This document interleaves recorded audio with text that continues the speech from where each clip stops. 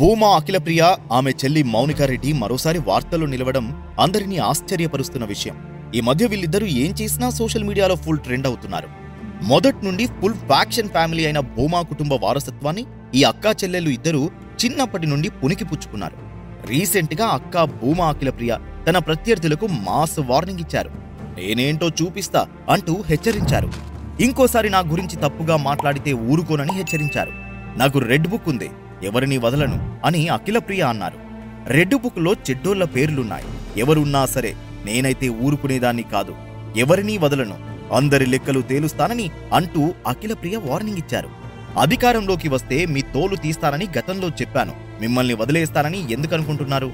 అతి త్వరలో నా వల్ల 100 మంది ఇబ్బంది పడబోతున్నారని అఖిలప్రియ తీవ్ర స్థాయిలో హెచ్చరికలు జారీ చేశారు.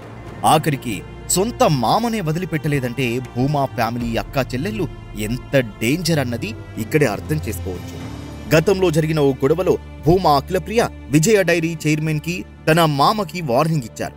అప్పట్లో ఇందుకు సంబంధించిన వీడియో కూడా సోషల్ మీడియాలో తెగ వైరల్ అయింది.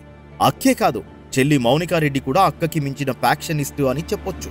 నా ఫ్యామిలీ జోలికి వస్తే చావడం ఖాయమని మీడియా ముందు బహిరంగంగా ప్రత్యర్థులకు అప్పట్లో మాస్ వార్నింగ్ ఇచ్చారు.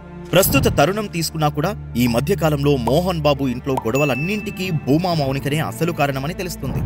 ఆమెనే తన భర్త మనోజ్ ని కావాలనే మోహన్ బాబు ఇంటి మీదకి ఉసిగొల్పినట్టు సమాచారం. అంతేకాకుండా మనోజ్ కి ఏం జరిగినా నేను మీ అందరి మీద క్రిమినల్ కేసులు పెట్టాల్సి వస్తుందని, ఒక్కరిని కూడా వదిలిపెట్టనని మంచు ఫ్యామిలీకి పోలీసులకి సైతం వార్నింగ్ ఇచ్చారు.